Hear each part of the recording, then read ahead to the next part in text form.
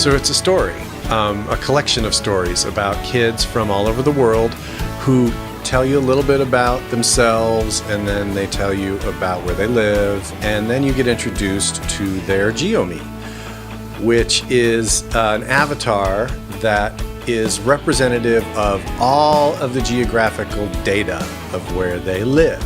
Things like elevation, population, climate. Being able to create your own Geo-Me based on where you are, or exploring the notion of configuring something to find out more about some place. Even though people are all over the globe, they have certain common elements that tie us together, and it's like when you think of it on that level, it's kind of fascinating. I'm honestly most excited about my kids using it, about actually using it.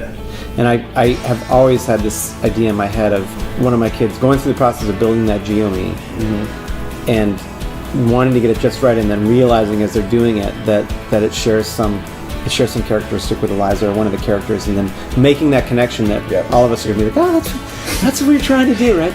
You know, that and kind of getting that little piece of knowledge that they have that in common with someone else in the world. I mean, that moment would be extremely cool. Yeah. Norman loves the morning in the forest over Santa Cruz. Geography fit because of how it could integrate with the touch device, the geolocation services of any touch device. And we just started playing around with how that could be used as a teaching mechanism.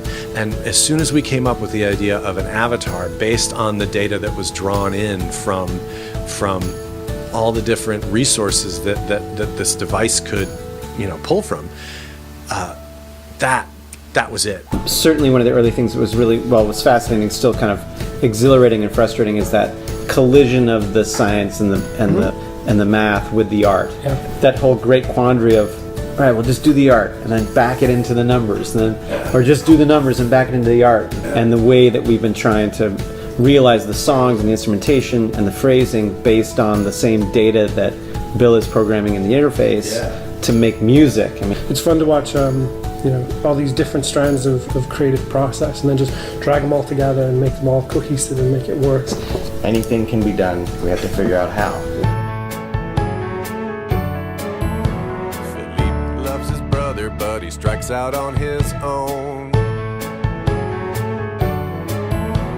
It had everything to do with how we could enable artists to come and contribute to a project that was bigger than all of us. I mean, I've been doing music and software my whole career. It's very rare that the two come together in a package where you're working with friends that I met through music to do something that is educational for kids and cool and forward-thinking, and for all those things to converge with a bunch of nice people is rare and wonderful.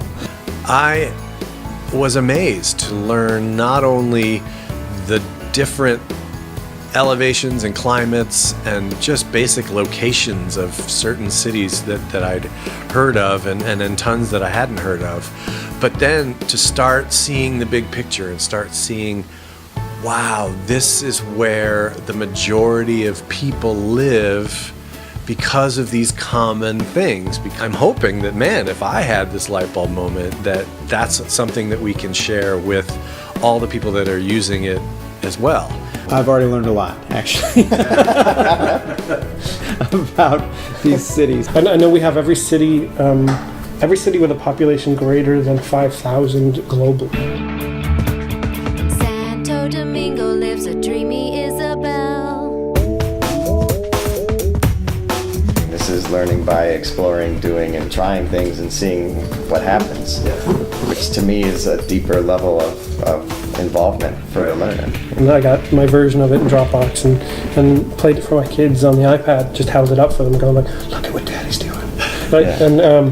And my son I asked him how many stars he's got, because he's in that mode where he wants to assign stars to everything. I said, is it 5 stars? He went like, it's 10. 10 stars. Like, okay, we got it right. Something's happening right.